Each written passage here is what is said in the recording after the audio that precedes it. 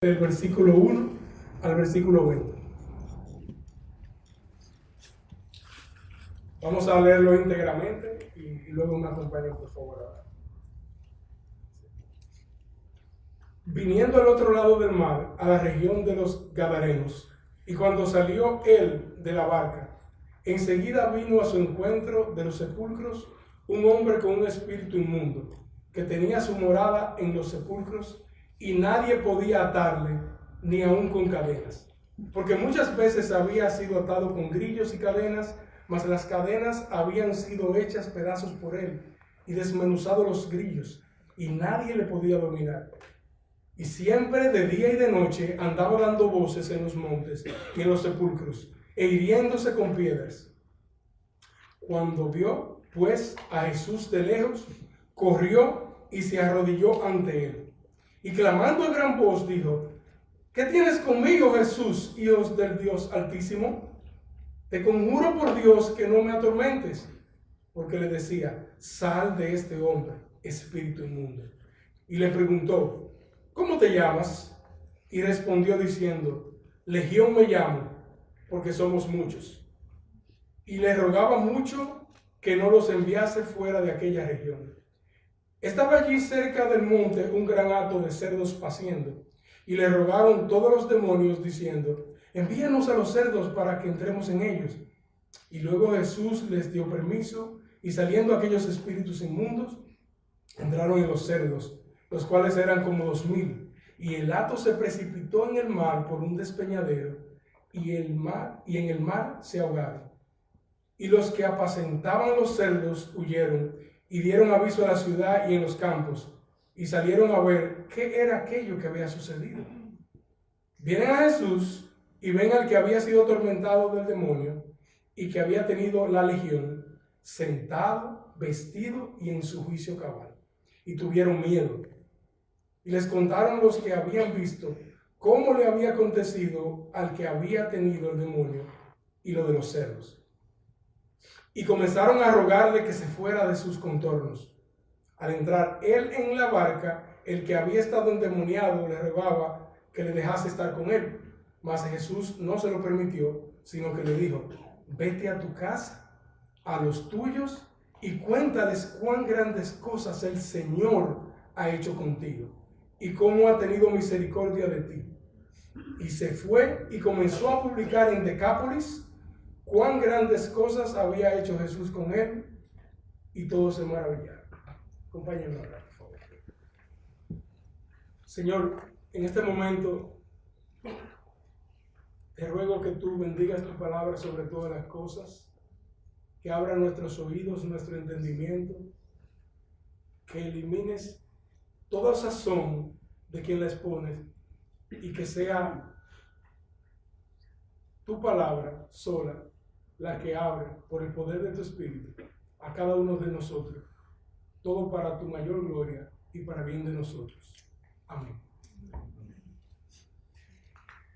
La última vez, aunque tenemos que recurrir un poquito a nuestra memoria, porque ya hace unos días que dejamos el Evangelio de Marcos, Marcos nos estaba mostrando la soberanía absoluta de Jesús sobre el mundo natural, al desplegar su poder calmando al instante una tormenta. Así terminaba el último pasaje, versículo 40-41.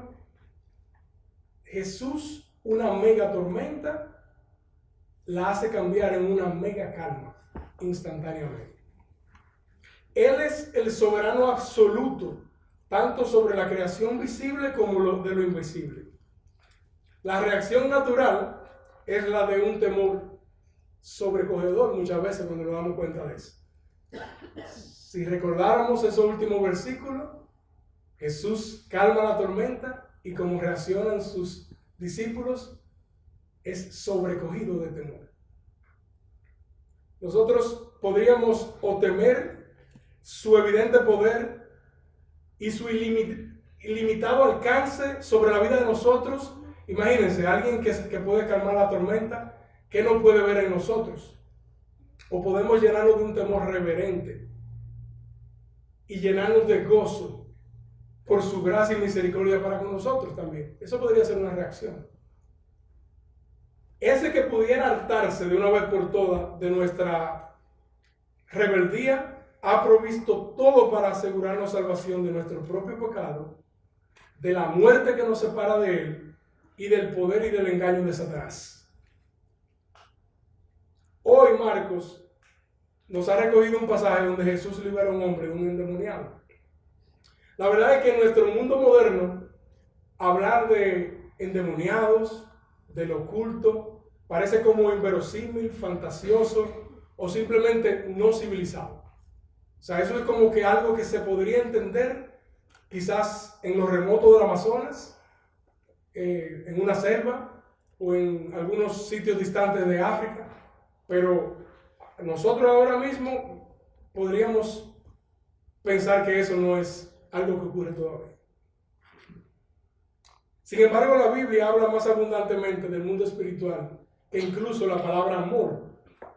En el Nuevo Testamento se recoge más referencia a lo espiritual, a lo angélico, a los mensajeros, incluso a los demonios, que la palabra ágape, que habla de un tipo de amor más común. El hecho de que no sea evidente, eso no implica que no sea importante o que sea irreal. Por un momento pensemos en el mundo microscópico o en el telescópico. Antes de que existiera el microscopio, la gente simplemente ignorábamos todo lo que sucede a nivel atómico, a nivel microscópico. Es increíble, pero también al telescópico. La gente simplemente asumía que había algo allá afuera, pero como algo que no se ve a nuestro ojo desnudo es una realidad que está ahí. Existen ángeles creados por Dios como una creación en cierto sentido superior a nosotros y son una realidad espiritual. La Biblia dice que parte de ellos, junto a Satanás, desobedecieron a Dios, abandonando su dignidad, y que por ello fueron expulsados de la presencia de Dios en el cielo.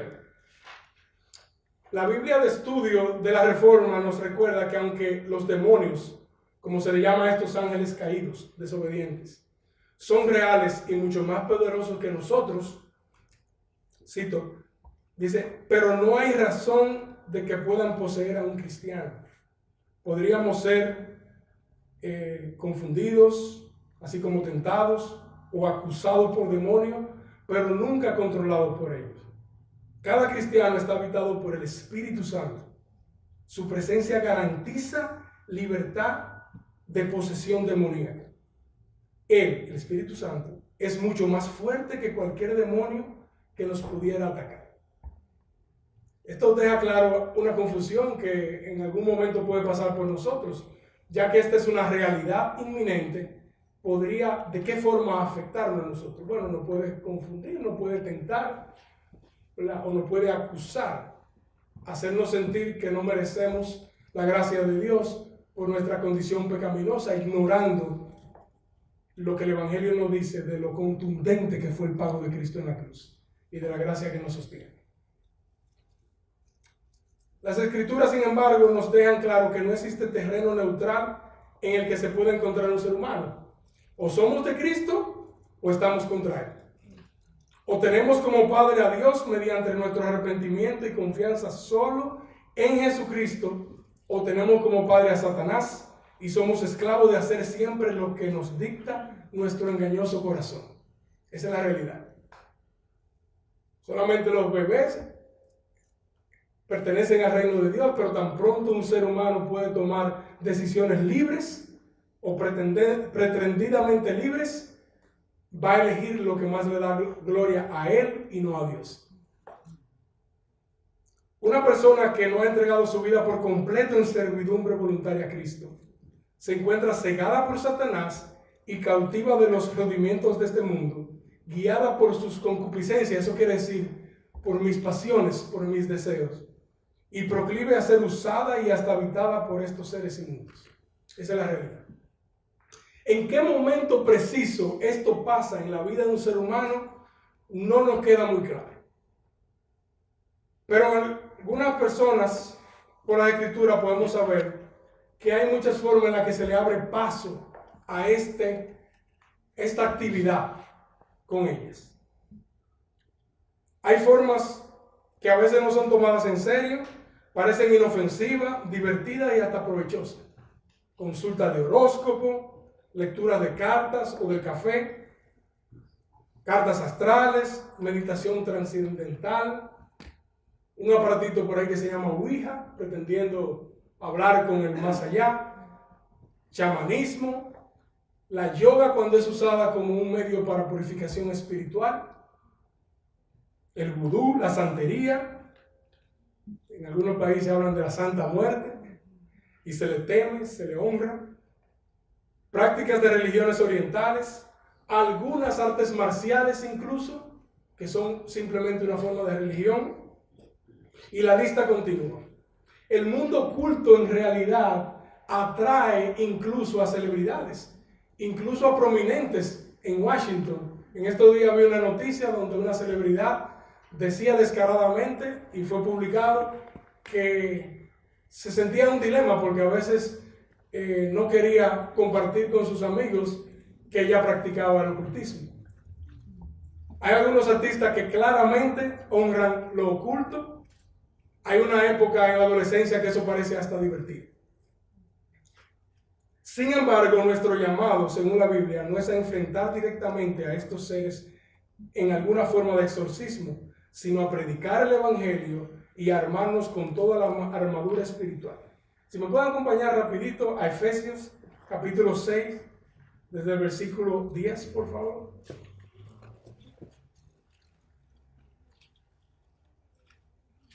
Muchas veces nosotros vemos actitudes en personas y creemos que nuestros problemas son las personas o en el mundo. Pero si vemos aquí lo que recorre Pablo, desde el versículo 10 dice: por lo demás, hermanos míos, fortaleceos en el Señor y en el poder de su fuerza. Vestíos de toda la armadura de Dios, para que podáis estar firmes contra las acechanzas del diablo. Porque no tenemos lucha contra sangre y carne, sino contra principados, contra potestades, contra los gobernadores de las tinieblas de este siglo, contra huestes espirituales de maldad en las regiones celestes. Por tanto, tomad toda la armadura de Dios para que podáis resistir en el día malo y habiendo acabado todo, estar firme.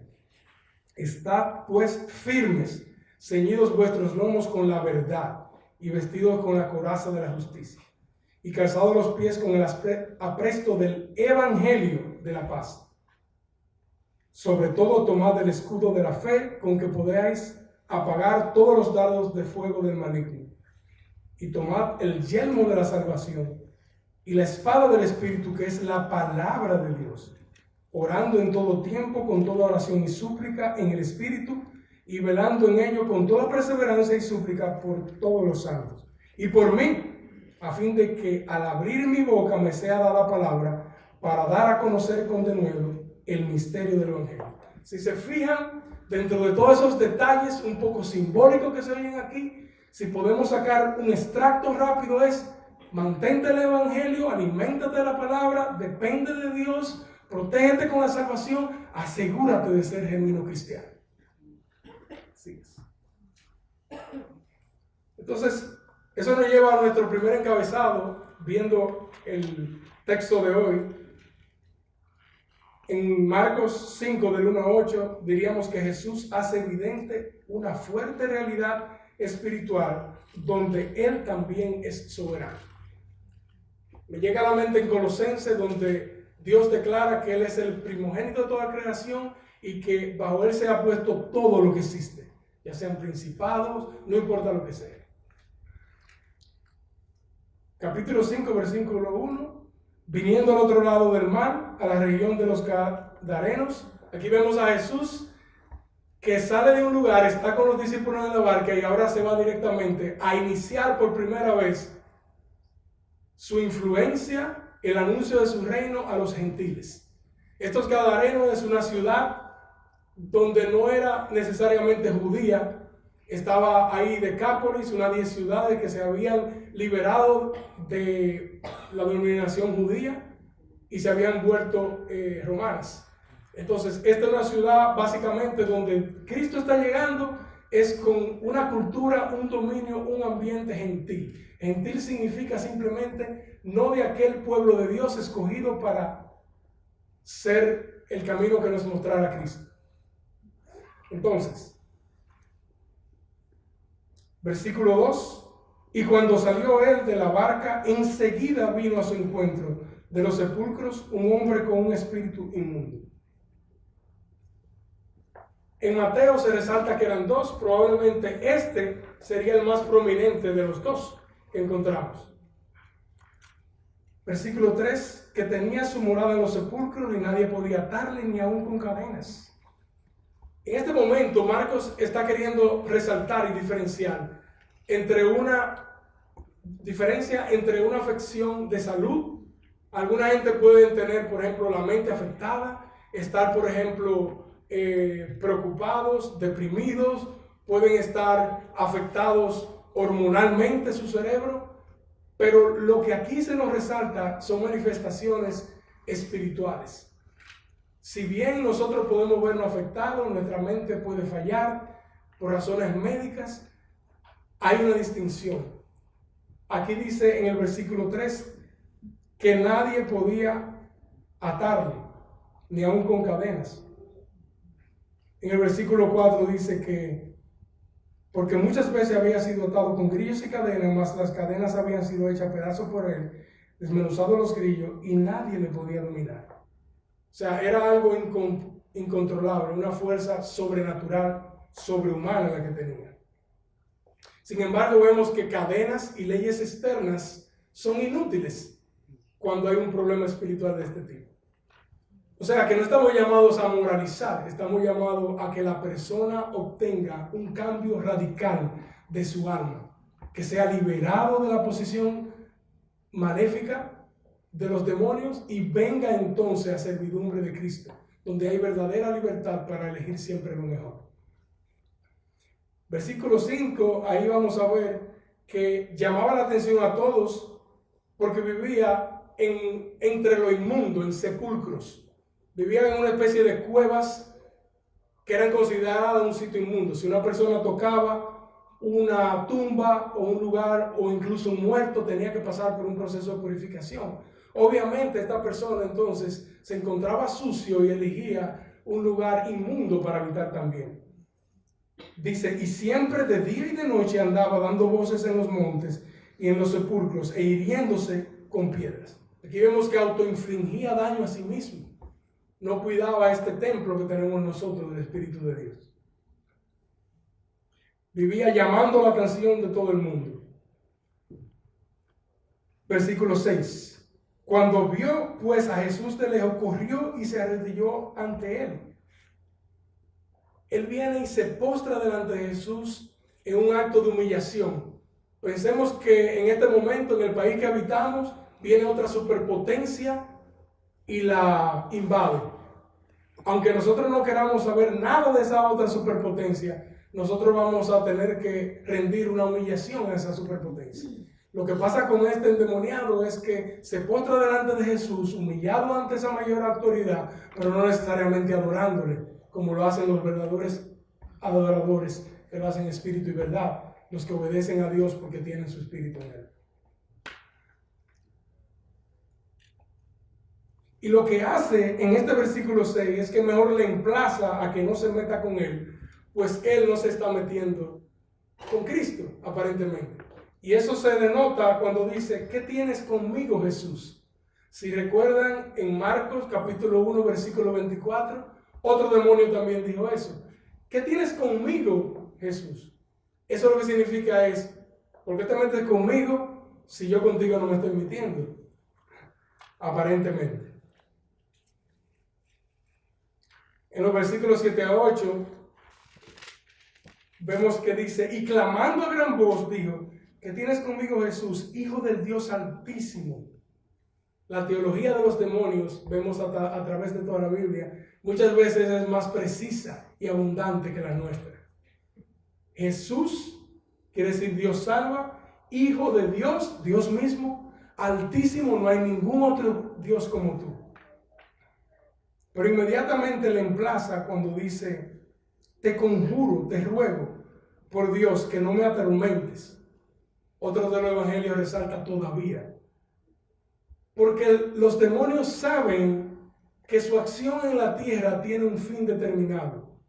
Ellos están condenados a vagar mientras tanto aquí en la tierra, pero luego serán arrojados definitivamente junto con Satanás en el abismo, en el lago de fuego, donde de ahí nunca podrán salir. Entonces a eso se refería: no me atormentes todavía.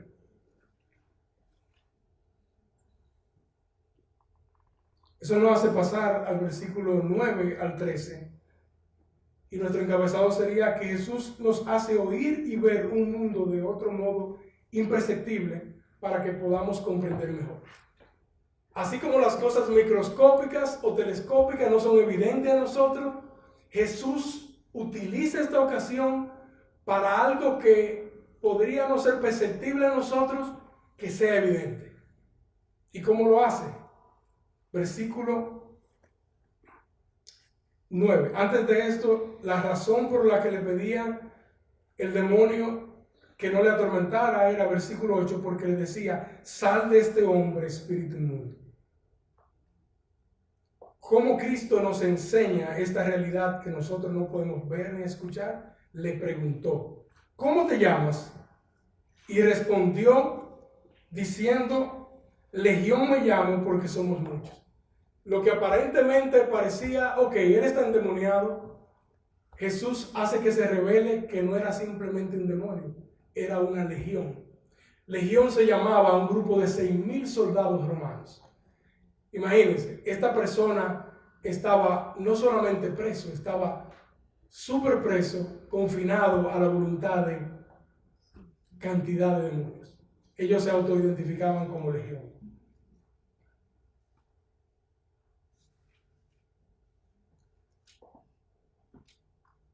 Entonces no es una pregunta que Jesús está ignorando, sino que él no quiere mostrar lo sobrenatural que hay aquí. Hay un pasaje en Segundas de Reyes, capítulo 6, 16, pueden verlo en otro momento, en el que Eliseo está consciente de la ayuda de Dios. La ciudad está sitiada, están rodeados por un ejército tremendo que no hay forma de que ellos puedan vencer. Sin embargo, Dios había mandado a sus ángeles a cuidarle. Y Eliseo pide a Dios que le permita a su siervo ver esa realidad que no es evidente a ninguno de nosotros. Y este siervo es capaz de ver carros de fuego que vienen y que superan en cantidad y en poder a ese ejército humano que va a atacar esta ciudad. Es decir, que el hecho de que no sea evidente para nosotros no es para que perdamos de vista lo importante que es. Pero en quién confiar siempre va a ser el mismo. Va a ser en Jesucristo nuestro Salvador. Versículo 10 dice: y les rogaba mucho que no los enviase fuera de aquella región. Marcos y Lucas dicen que no lo llevara al abismo. Y aunque más adelante vemos que los cerdos que habitan caen en un abismo, ellos se refieren al abismo, al lago de fuego, a su cárcel eterna que les espera.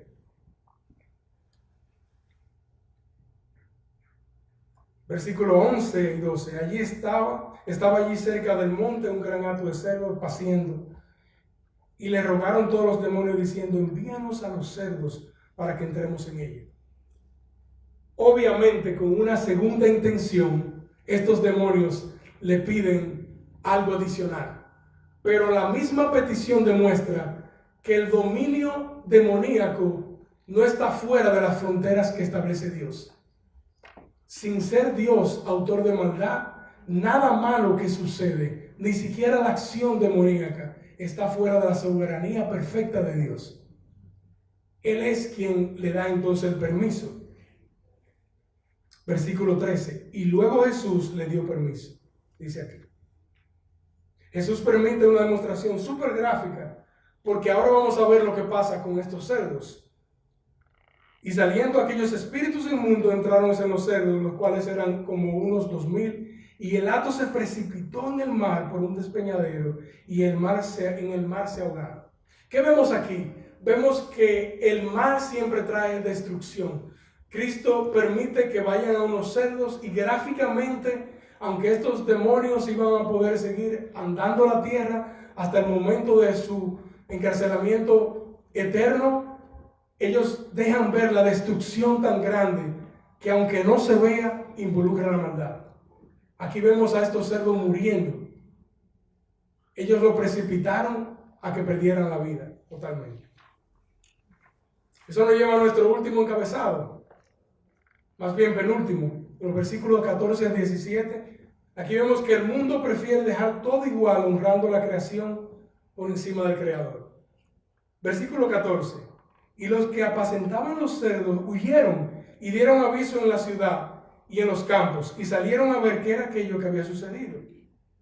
Vienen a Jesús y ven al que había sido atormentado del demonio y que había tenido la legión, sentado, vestido y en su juicio cabal, y tuvieron miedo. Lo que pasa aquí es que esta persona se ve movido por el problema económico. Se le han muerto más de 2,000 cerdos. Se mueven rápidamente y van y buscan más gente y entonces vienen a Jesús. Pero fíjense que están viendo con sus propios ojos a aquel que todo el mundo conocía como poseso del demonio. Lo están viendo con un cambio radical. Está vestido, otro de los evangelios nos dice que andaba desnudo, está sentado, está calmado a los pies de Jesús. Pero la reacción que tienen, como yo comentaba al principio, es que tuvieron miedo. Tuvieron miedo de este poder de Dios. Tuvieron miedo de lo que puede implicar en nuestras vidas. Eso me recuerda a una ilustración en la que se dice que había un perro en la puerta de una casa y el perro estaba sentado encima de un clavo. El clavo le dolía, le atormentaba, pero el perro había conseguido acostumbrarse a esa incomodidad. Lo único que el perro no quería era que lo hicieran mover, porque moverse de esa condición significaba probablemente un mayor dolor. Muchas veces nosotros no queremos escuchar el mensaje de Jesús. Podemos admirarle como un buen predicador, como un gran maestro, pero nos da miedo lo que pueda significar sacarnos de nuestra zona de confort, como esos perros que están ahí en esa ilustración. A veces preferimos acomodarnos a una vida a medias que a tener una vida verdadera, la que nos ofrece Jesús, el creador de la vida. Entonces en el versículo 17 dice que comenzaron a rogarle que se fuera de sus contornos.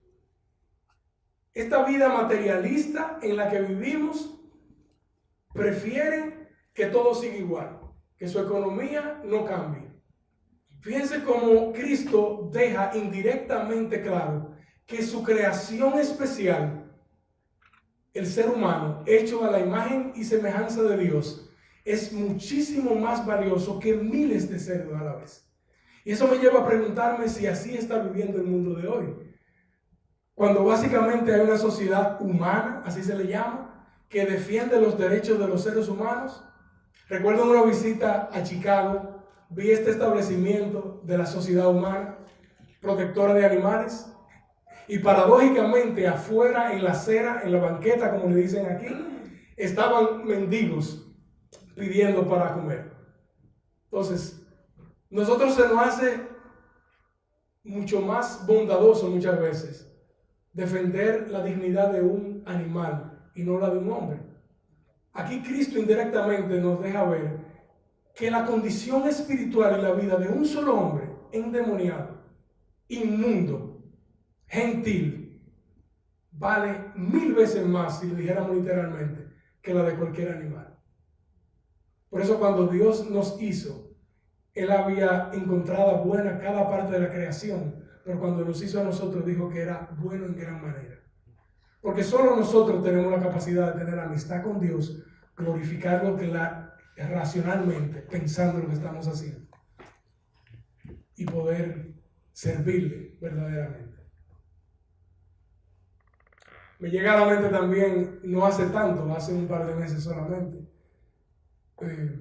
una noticia en la que en un zoológico una señora se descuidó y su niño cayó en la jaula de un gorila. Y la forma que reaccionó la autoridad desde el zoológico fue sacrificando el gorila. La gente empezó en las redes sociales a compartir opiniones distintas, que ese descuido de ese niño, de esa madre con su niño, que cómo debe pagar el gorila. Entonces, el sistema de pensamiento humanista es satánico por naturaleza. De una forma muy sutil nos va a ir empujando a que no valoremos a nosotros mismos, que no valoremos esta creación, que le demos incluso prioridad a la atención, a la salud, a la comida de un animal y no a la de alguien que padece. Es una cultura de muerte que exalta a la criatura y la comodidad de seguir la vida tal como está, básicamente. Nuestro último encabezado viene siendo los versículos 18 al 20. Y le hemos puesto que Dios nos libera para ser útiles de inmediato, pues la necesidad es inmensa y urgente. Si podemos ver el versículo 18, dice: al entrar él en la barca, el que había estado endemoniado le rogaba que le dejase estar con él. Yo creo que es lo más natural. Dios le ha dado libertad, uno no quisiera apartarse de la adoración. A veces yo vengo aquí y yo quisiera quedarme aquí antes que enfrentar el mundo. A veces estamos orando en comunidad, a veces nos juntamos, hacemos una cadena de oración y no quisiéramos quedar ahí. Pero Dios no nos ha mandado a permanecer en un monasterio. Dios nos quiere capacitar para donde es urgente. Fíjense en el versículo 19, donde la prioridad Jesús se la da a lo que la tiene que tener. Dice, mas Jesús, eso quiere decir, pero Jesús no se lo permitió quedarse con él, sino que le dijo: vete a tu casa, a los tuyos, y cuéntale cuán grandes cosas el Señor ha hecho contigo y cómo ha tenido misericordia de ti. Fíjense que le mandó a su casa. No le mandó a los judíos, le mandó al pueblo necesitado, a los gentiles, a los que no tenían ni siquiera una visión errónea de Dios, simplemente tenían nada. Tenían paganismo, tenían culto a varios dioses, y él le manda en la misma escala de prioridades que nos manda a nosotros en su comisión. Vete a tu Jerusalén, a Samaria y hasta los confines de la tierra. Le dice, vete a tu casa y a los tuyos, vete a los necesitados. Y le dice, y háblale de las grandes cosas que Dios ha hecho contigo. Y yo reflexionando sobre el texto, dice, oye, pero yo creo que había muchas cosas malas que le afectaban, pero yo no veo cuáles son las grandes cosas que él había hecho con este endemoniado. Y cuando reflexiono digo, wow, ¿es acaso pequeño que Dios nos garantice libertad de la muerte, lo que ninguna ciencia va a poder superar? Libertad de Satanás y libertad del pecado. No perfectamente de este lado de la eternidad, pero sí gradualmente vamos a irnos consagrando, apartando a Dios cada día más. Entonces dice, ve y dile las grandes cosas que el Señor ha hecho contigo. Y eso me hace recordar, antes yo trabajaba para un ministerio en el que yo era director, incluso llegué a ser de un retiro espiritual un fin de semana. Y de lo que se trataba este retiro espiritual era de compartir testimonio. Aquel era un bebedor, mira cómo Dios lo sacó. Aquel hacía tal cosa y mira en lo que Dios lo tiene ahora. Y yo creo que es un motivo grande de alabanza. Pero la verdad, a veces nos dejaba pensando algunos, wow, pero mi testimonio no es tan sobresaliente como el de ese otro. Pero la clave, mírenla en el versículo aquí mismo, 19, donde dice, y cuéntale cuán grandes cosas el Señor ha hecho contigo. Y termina diciendo, y cómo ha tenido misericordia de ti. ¿Qué es la misericordia? Recordemos, es darle lo bueno a aquel que justamente merece todo lo contrario. Es como si usted se acaba de ganar un ticket de tránsito, que bastante incómodo es, y nos ponía esa analogía a nuestro hermano Pastor Lierzo, y lo que viene el oficial es decirte, no solamente vete, sino que toma este dinero. y vete de vacaciones, qué sé yo. O sea que la misericordia implica que yo recibo algo que no merezco.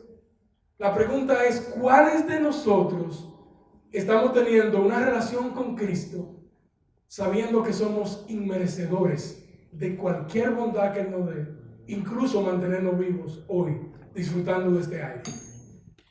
Entonces, la clave y la reflexión para predicar no es algo que es bueno, irte a un seminario o que te nombren en nuestra iglesia local.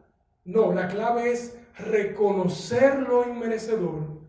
¿Y de qué soy merecedor? Yo que soy merecedor del castigo más severo, del justo infierno eterno, Dios me da todo lo contrario.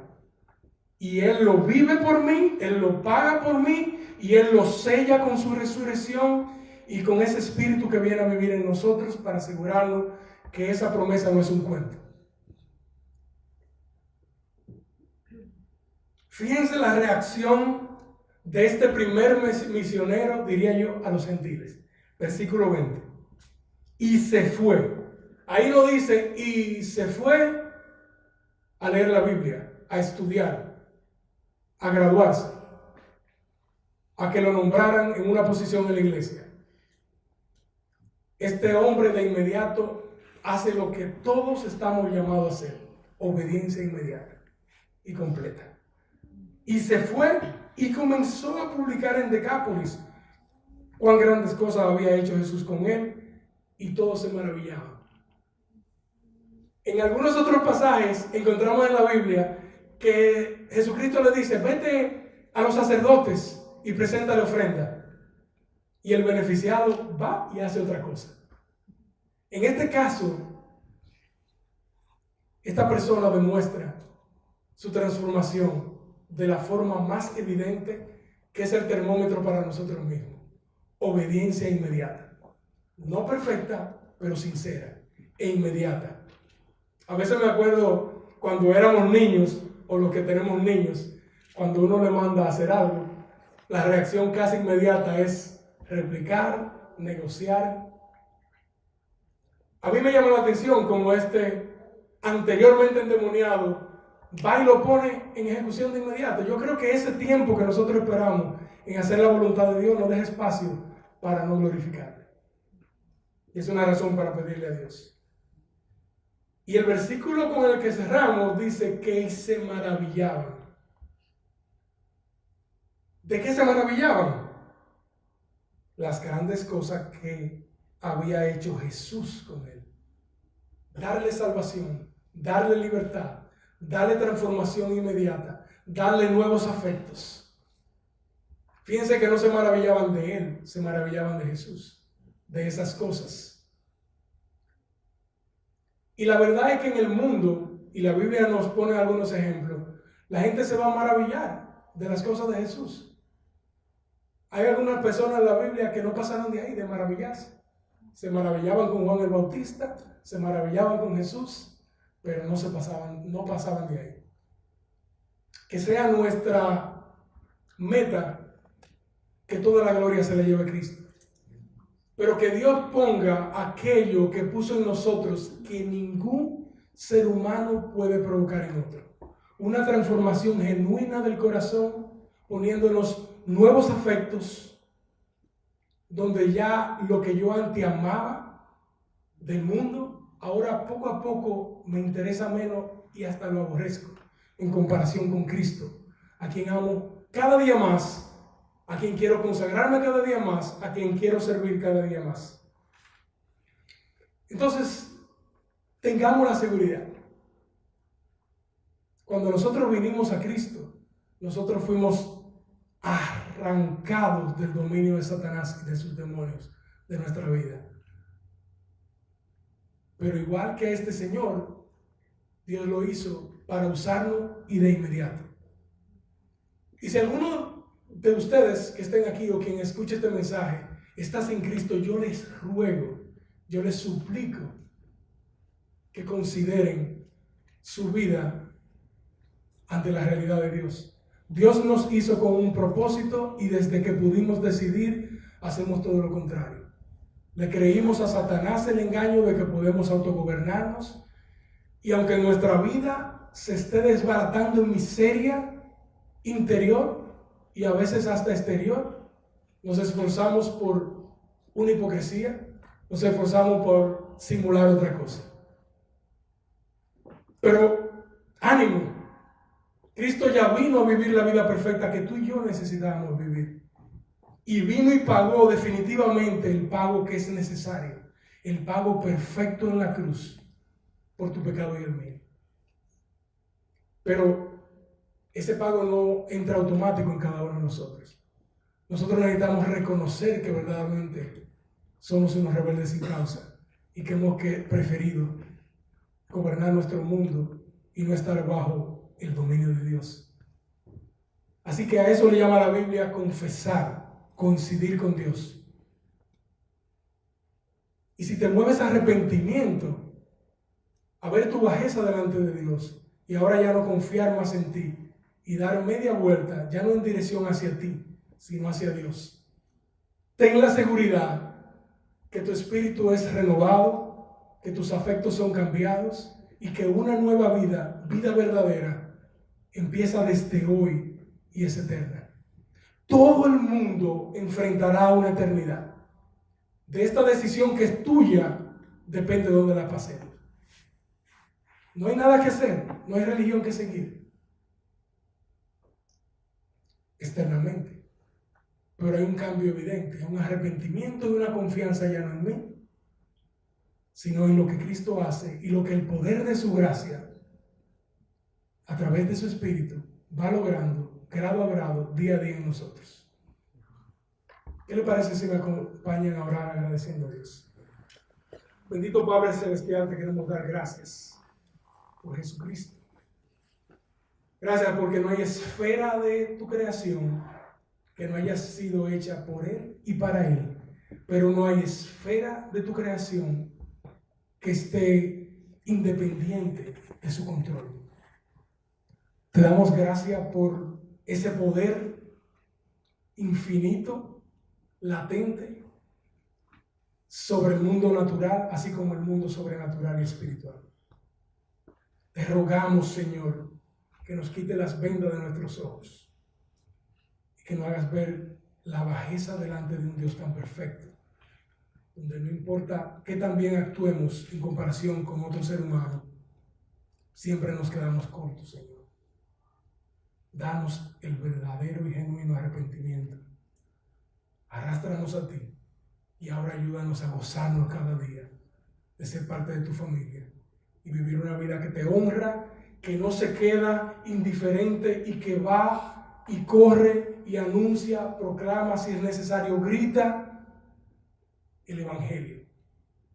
Grita lo que tú hiciste por nosotros y lo que quieres que cada uno haga, lo que tú demandas de cada ser humano. Todo eso te lo presentamos en el nombre de tu Hijo Jesucristo. Amén.